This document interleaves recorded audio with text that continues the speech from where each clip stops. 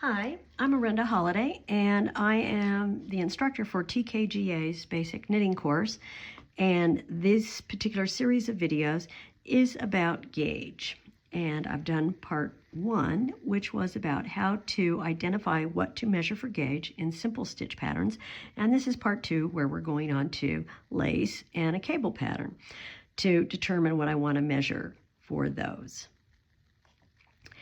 And I have a stitch pattern here called Cascading Leaves. And notice that I have some stitches to the side and below. And by the way, notice cast on edge, wind off edge. Well, the reason why is that this is for a course and it looks nicer and it makes sure that the edges aren't curled. But it's always easier to measure gauge for a specific stitch pattern if you have some kind of border, because it shows you, okay, you're not confused about what the stitch pattern is. This is clearly the stitch pattern. And same for the top and the bottom.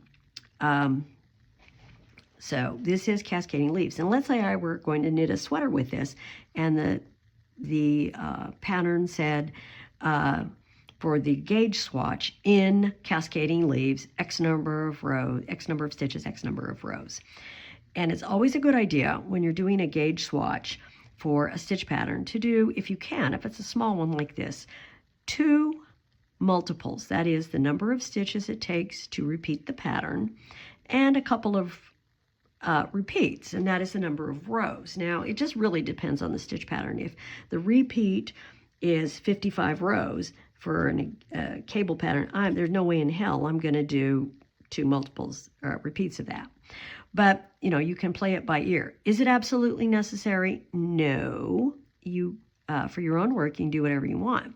But for those doing my class and those who may be going on to the master's program, one of the things I want to look at is a sneaky way of me seeing if you can read your work, which is why I have you put the waste yarn in to identify the multiples and the repeats. Now, let's look at this particular stitch pattern.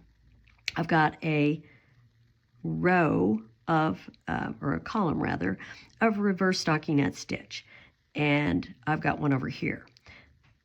The stitch pattern multiple is actually from here all the way to here, because if I were to repeat this pattern, I would be repeating the first column here to the end. And if I were to look this pattern up in Barbara Walker's Treasury of Knitting book for the multiple, it would say 14, there are 14 stitches, and plus 1. And what the plus 1 is, it is the column of stitches, if I'm working flat, to finish off the pattern, to make it symmetrical. Because if that weren't there, it would look not as nice as it does when you put that stitch in there. So I have placed my waste yarn in the space between, and if you're not aware of what I'm talking about, look at part 1. This column of stitches, that's the last column of the border, and in the smiles of this reverse stockinette stitch. And do I need to include this over here? No, because the plus 1 is not part of the multiple per se. It's just if you need it. If you're working in the round, for example, if I were using this for a hat, I wouldn't need that.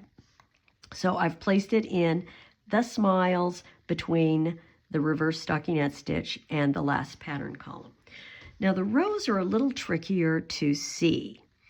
Most of us, and I haven't marked this one up so that you can see what I'm talking about, most of my students would identify this as row 1 because they say it's a decrease, and if I were to look up this pattern, it would say decrease on the first row. But when you work a decrease, what you need to do is look the next time you make one, and the rows that show the stitches overlapping is actually the row before the decrease row. So this is actually row 1, where the yarn over is.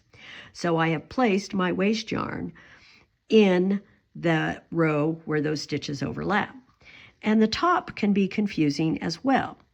Most of my students will say that this is the last row. It's a yarn over. But if I were to look at that pattern, it would say the final row of the pattern is to work the wrong side row of purl stitches. So this is actually the last row right here.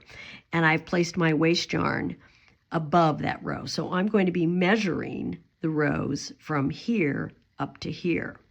And I have how many multiples or repeats of this stitch pattern. That is, how many rows does it take to complete the lace pattern?